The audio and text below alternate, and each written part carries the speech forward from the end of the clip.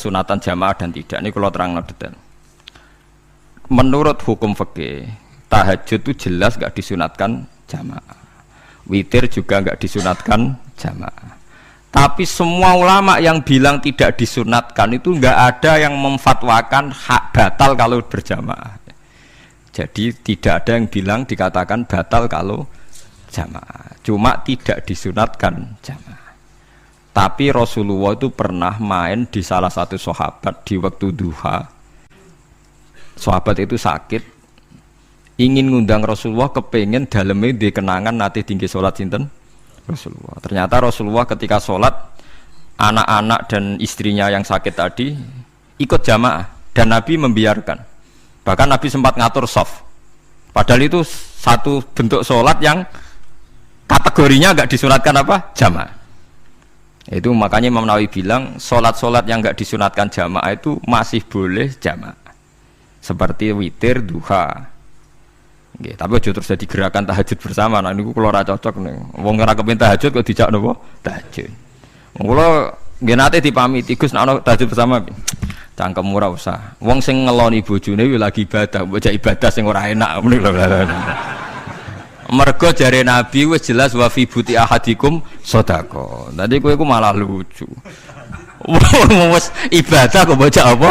Ibadah. Jadi sing ngeloni, lho ngeloni ra kudu ngeloni bojo, ngeloni anak iku ya napa? Ibadah. Takokno ruhen. Nak ngeloni bojo gak di masa depan ngeloni apa? Anak. Ngeloni anak nggih napa? Ibadah. Ning omah njaga anak bojo timbang dhewean nggih napa? Ibadah. Mulane kula nu rapati cocok nek ana tahajud bersama. Oleh tapi aja dadi gerakan. Nak sing pun nglampahi nggih monggo. Sing umate seneng nggih monggo, itu tetap baik. Tapi baiknya bergantung sejauh mana ini tidak dimasalkan. Sekali dimasalkan tetap tidak napa baik. Karena nanti punya akibat yang sedang baik diajak baik yang lain, dari baik nikmat menjadi baik gremeng itulah itu perkara kan. Hanya orang kan sepakat kan nak ngumpuli bojo ibadah, kabeh ulama sepakat kan. Dan itu penggemarnya banyak. Terus dijak ibadah yang penggemarnya sedikit. Dasar imamnya ra cocok lah itu kan resiko agama dikomentari kan tinggi. Makanya tidak usah dimasalkan. Sing kelon ya keben, sing turu ya napa? Keben karena turu ya ibadah kan. Wong turu niku mari ra maksiat. Wong zina mergo ora turu. Wong maling mergo ora turu. Wong ngrasani wong mergo ora turu. Mulane kula nate cerita teng ngaji niki ana ulama wali. Saking seneng ibadah nganti janggal. Ana gak wali sing makome kaya aku. Didudono wali sing saurip-uripe turu, wali sing setingkat kuwe. Mboten trimo Gusti, tapi niku kok turah turu ya takokno sesuk. Kena apa kok turah? Turu. Jebule tak ora iso maksiat. Tapi nak kowe poso tahajud jenenge wong melek tepatine nduk ndi-ndi, tetep paling selamat iku apa turu. Akhirnya ngakoni dene. Jebule alim kok dadi wali. Ke wong turu ora ngarah zina, ora ngarah maling, ora ngarah ngrasani wong. Dadi mulane akeh wali sing berangkat saka napa turu. Mulane Ashabul Kahfi iku wali sing kramate iku turu suwi. Mergo turu iku nak teboh wali. Mulane kena apa kramate Ashabul Kahfi napa turu. Tapi aja tiru. Iki cerita ilmu, ilmu ora kudu setuju niku niki ilmu. Difaham ya dados kulo piyambak pribadi belum pernah tahajud jamaah sama istri saya. Kulo piyambak jarang tahajud. Tapi memang saya beritahu kalau sholat yang kesunatannya itu tidak jamaah, sebaiknya jangan dipaksakan jamaah. Karena kadang fadilahnya disirron. Kulo baleni malih seperti sedekah. Kalau zakat wajib itu sebaiknya diumumkan supaya orang tahu bahwa dia sudah melakukan kewajiban. Tapi kalau zakat tidak wajib sebaiknya sirron, sebaiknya rahasia. Begitu guys sholat jamaah itu kenapa baik di sholat fardu? Karena kalau yang tidak jamaah kan dikira dia tidak sholat. Makanya kesunatannya sholat fardu napa jamaah. Tapi selalu potensi riya, sum'ah, pamer itu ada sehingga ada sholat yang dari awal didesain supaya tidak kelihatan orang. Yaitu sholat nggak usah berjamaah. Plus baik di rumah. Semua ulama ijma sholat sunat itu baik di rumah apa di masjid? Di rumah. Di rumah, di dalam kamar sama di kamar tamu, ruang tamu baik di dalam kamar. Bahkan Nabi nyebut sholat fiko ibaitiha di kamar paling dalam. Nah, bagaimana mungkin sholat yang sudah didesain sirron begini Misalnya kayak tahajud, disunatno bengi-bengi ben ra wong roh. Disunatno ning jero kamar ben wong ra roh. Jebule jamaah kan jadi aneh kan. Tapi kan tentang ya goblok, barang apa kok mbok tentang. Ya tapi kowe tenanan ya goblok kok ora sunah Nabi gitu, paham. Mulane anggere ora takok itu yang jenengan takoki kok ngubang-ubang. Lha makane aku wong alim dadi bingung. Bingunge iku mergo akeh ilmune ora kok koyo bingungem. Tapi sing jelas peminat ibadah kelon itu lebih banyak. Ini mau sing mesti niku. Karena Anda harus sepakat kan kelon niku napa? Ibadah. Kita sepakat kan. Dan itu peminatnya banyak. Itu sekali ada pengganggu pasti dikomentari tidak baik. Padahal pengganggu nih ngajak tahajud. Itu akhirnya kan tahajud jadi korban dikomentari gara-gara penggang. Nah itu yang saya tidak senang. Dieling-eling. Yang keempat, ini makom saya tapi jangan sampai tiru. Ada thariqah namanya Mulamatiyah yang pernah disebut di manaqib ya Mulamatiyah. Orang sing maca Malamatiyah. Ada ulama itu seumur-umurnya itu tidak pernah sholat qobliyah ba'diyah. Tapi ojo tiru, kalau ngomong saya ulang-ulang jangan tiru. Nah, kalau sering niru, mboten nate sholat qobliyah ba'diyah. Termasuk yang menentang itu Abdul Hasan Asyadili dulu ketika beliau belum wali papan atas.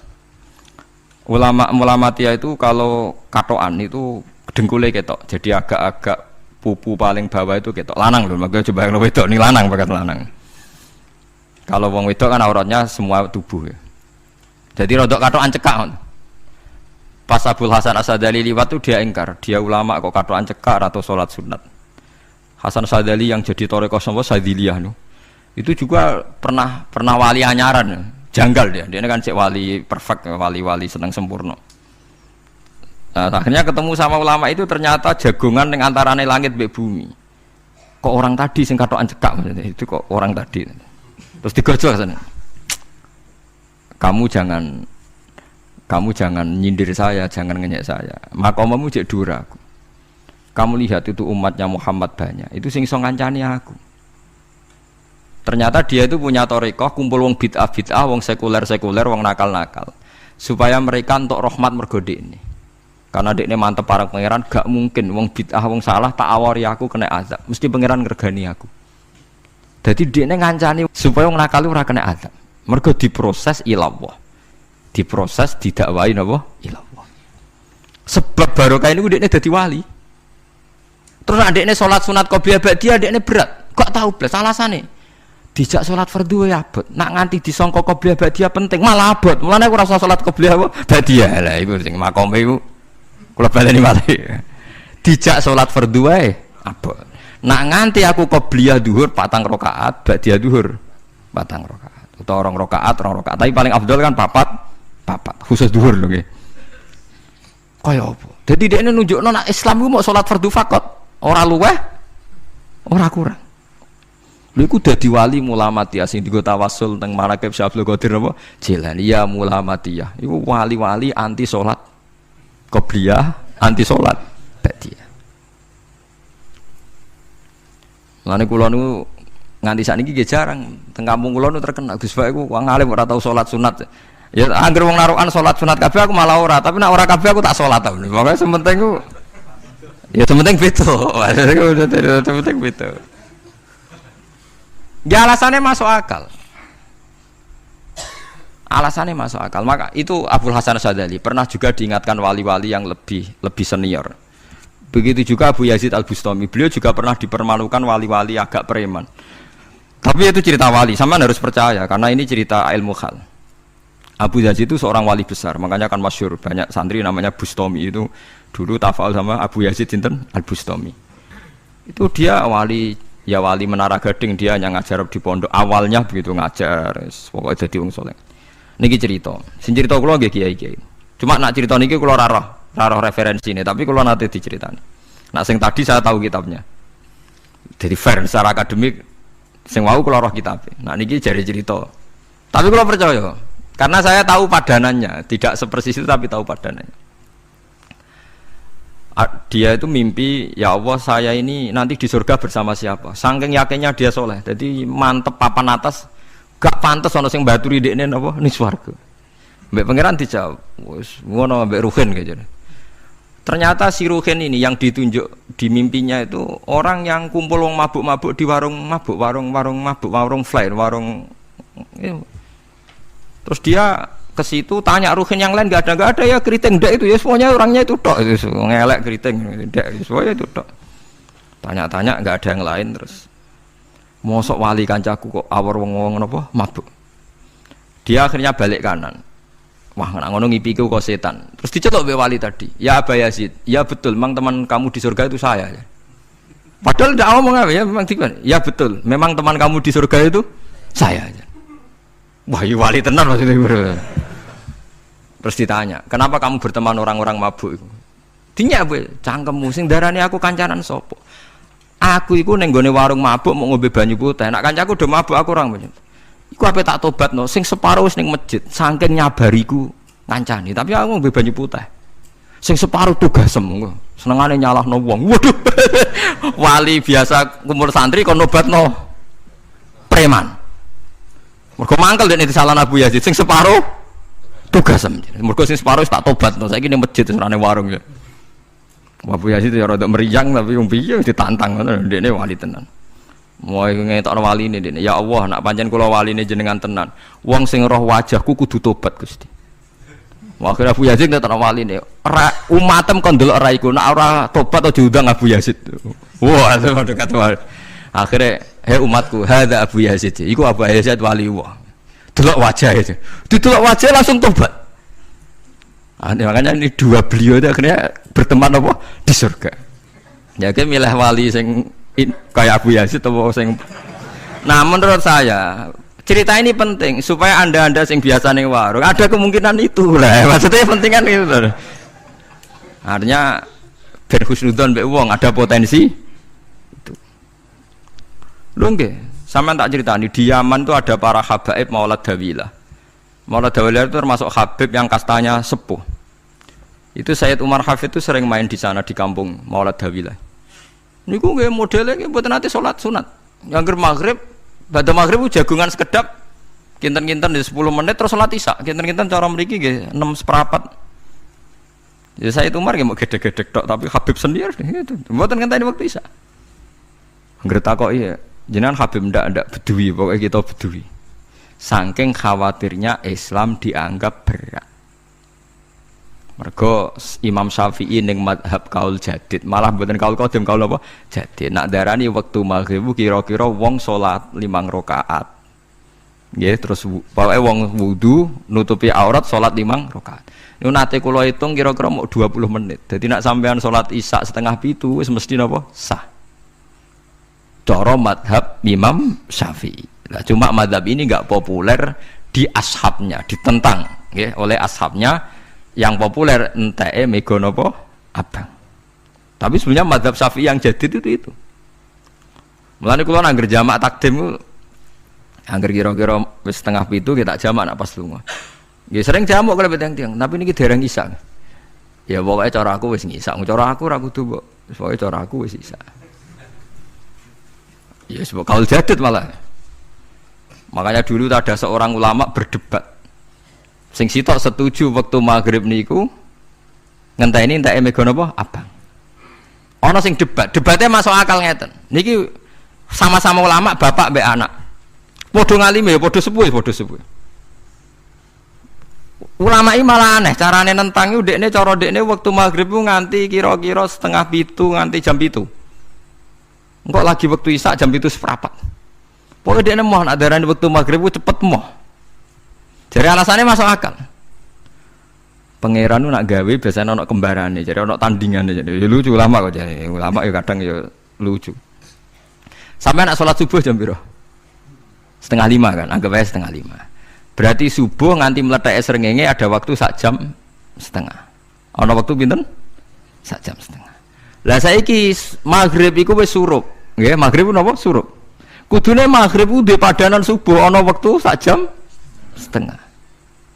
Amun dia tidak setuju, entah emego abang tenan dia naik 1,5 jam. Amun dia nak santri ini azan jam itu ngamuk, cung paling cepet 7:30. Perkara dia cara berpikir maghrib dipadakno subuh, yaiku qoblatul isyamsi ono waktu 1,5 jam jatahe subuh. Kudune ba'da ghurubi syamsi Ya ana sak jam setengah jatahe maghrib. Dadi akhirnya santri ini nak adzan setengah 8.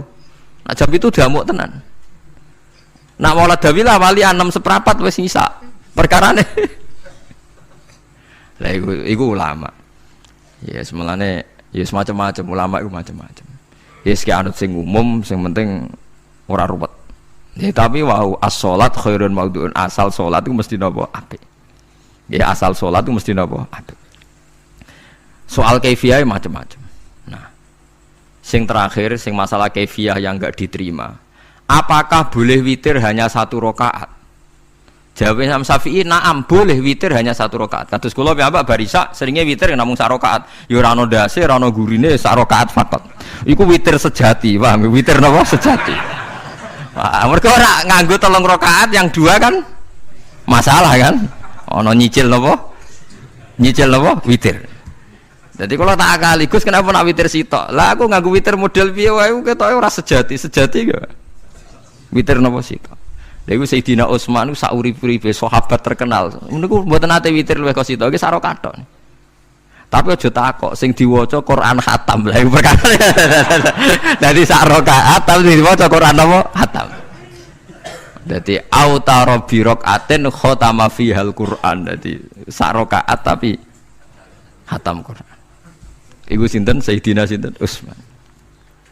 Alasan Imam Syafi'i Nabi tau witir nganggo 3 rakaat. Cari Imam Syafi'i ku gak mungkin sing witir tetep sing guri sitok. Mergo sing loro tetep salatun mustaqillatun, salat sing sendiri. Mulane mulai sakniki sampean nak mulai solu sunatan minal witri rakaataini jami'ah wis pokoke salatu jami'ah ya la haula wala quwata illa billah. Lah kok nak imame sholli sunatan minal witri rakaataini wis muni sak muni-muni mumam wis pokoke aku saiki salat.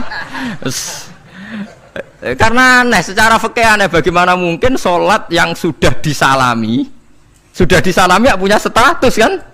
Sholat saya gantung sholat setelahnya, lalu gunanya salam menutup itu apa? Masa assalamualaikum sementara Gusti ini masih ada. Wis disalami umpama kowe ngentut ya salate sah, umpama aurate kebuka ya sah, mergo wis bar. Paham ya? Jadi sholat itu ora iso. Jadi mulanya jadi kontroversi. Tapi ya apik bantah-bantahan sholat ya apik, bantah-bantahan barang apik. Jadi bangke bantah-bantahan iki ayundi malah perkara kan, malah mari fitnah. Ya ada bantah-bantahan perkara napa sholat. Jadi ulama iki macam-macam. Jadi sing terakhir kula terangno tentang filosofi sholat. Di kula suwun sing ngaji kula sing seneng kula senajan to donga iftitah mboten wajib. Tapi nanti kesempatan kedah diwaca karena ndak ada riwayat yang mengatakan ulama pernah meninggalkan itu. Senajan toh sak kadar. Terutama pas napa inna sholati wa nusuki wa mahyaya wa mamati lillahi rabbil alamin. Itu salatku, ngibadahku, matiku, uripku namung kersane Allah. Utawa namung kangge Allah. Karena ini menjadi filosofi sing dadekno salat mari ahlil jannah. Kita nak salat mesti ahlil jannah. Wong kot aflah, teman-teman bejo wis mesti bejane. Sampeyan ora usah wedi suul khotimah. Niku waswase setan. Mboten enten suul khotimah. Setan niku keliru, semua meden-meden itu. Nah, setan percaya suul khotimah ikon gawe suul khotimah. Mulane kula anggere wedi suul khotimah omongan kula setan. Tan setan nak pancen aku mbok weden-wedeni suul khotimah, yo gawe wae aku ben suul khotimah. Aja meden-medeni tok. Dan kowe ketok dadi pangeran. Kowe dhewe ora siap dadi pangeran. Ya ora pangeran kok meden-medeni aku. Jadi setan memang harus dididik, kudu diancam, paham ya? Mulane kula ana kiai pemuja setan kula ora seneng setan godane ngene kiai ra mesti selamat, wong top-top ra mesti selamat. Itu namanya memuji setan karena dia nganggap setan itu luar biasa. Setan kudu mbok prekno, mbok anggap gagal. Tahan setan cek goblok, kowe meden-medeni aku suul khotimah aku tetap salat. Berarti kowe gagal. Karo dene nek kowe kepengin menungso sesat kabeh ya sesatno wae ora usah meden-medeni jare kowe kondang kok trimo ngono-ngono tok ae. Bedene ya ora tingkat kegagalannya, paham nggih? Jadi setan harus dididik bahwa dia juga sering gagal. Setan kan ingin manusia enggak sholat semua kan, zina semua, maling semua. Ternyata kita enggak maling. Yang sholat juga banyak. Itu kan berarti tingkat kegagalannya apa? Setan. Lah kita ndak ora ten setan wis salat puluhan tahun digodho ilang gandene goblok kowe. Nak wong iku salat puluhan tahun berarti puluhan tahun dalam kegagalan setan. Mergo wong salat berarti setane gagal. Mulane kula mbek setan niku saiki tambah wani. Ya mletene ngono kon mlebu neraka ya kok gelem. Misale dekne hebat kan mboten purun Gusti tak ning swarga mawon. Ternyata dekne mlebu swarga gak iso kan? Lah ya mletene lah ya wong lemahe ngono kok mbok entuk. Tandanya setan kan lemah sekali kan? Lha iku sadaqaul azim ketika ngendikan inna kaida syaitani kana napa dhaifa. Sebenarnya setan itu dalam bahasa Quran itu dhaif sekali. Lemah sekali. Tapi kita sering muji. Nggih sering napa? Sering muji. Darani setan hebat, wong wali, wong alim kadang digodho kena. Ya soal kena cara kena akeh ra kena ngono wis akeh napa? Akeh mboten napa? Kena. Minimal ngeten lho sampean. Tapi kula nate Gus kepengin tahajud ra sido tahajud berarti setane menang. Tapi setan ora sekedar kowe kepengin ra tahajud, kepengin kowe kafir. Ngomong kira tahajud tenan iku ya setan isih rugi kok. Tapi kowe jek Islam, tapi jek mlebu swarga, kepengin iku nganti apa? Kafir. Jebule kowe ora kafir kan? Lan ana ulama nak tangi turu gak tahajud, ndekne nangis. Angger kani gak tahajud nangis. Terus matur mbek pangeran, Gusti kenging napa kula mboten kasil tahajud. Ambek pangeran dingendikane ngene, teng kitab Al-Minanul Kubra karangan Imam Syaroni. Kowe ku ulama kok bento.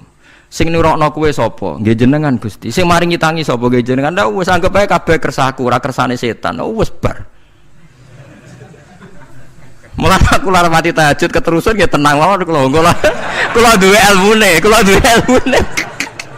Kowe ulama kok bento. Sing nurokno kowe sapa? Nggih jenengan Gusti. Sing nangene sapa? Nggih jenengan. Lha iya, sak kabeh ku sing ngersakno aku ridho ra wis bar.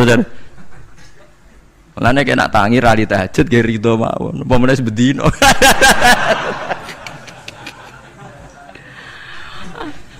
Jadi penak berislam tuh enggak apa-apa. Berislam tuh gampang. Ya kowe turu sing kersakno sapa? Nggih jenengan Gusti. Kowe tangi sing kersakno sapa? Lha iku sanggep ae ku kabeh kersaku bar. Paham ya? Terus nak wae tahajud nggih tahajud yo kersane pangeran. Ra tahajud nggih ra tahajud yo kabeh kersane napa? Pangeran. Penting mboten maksiat mun sae. Penting mboten napa? Maksiat. Mun jenengan ngandel kula.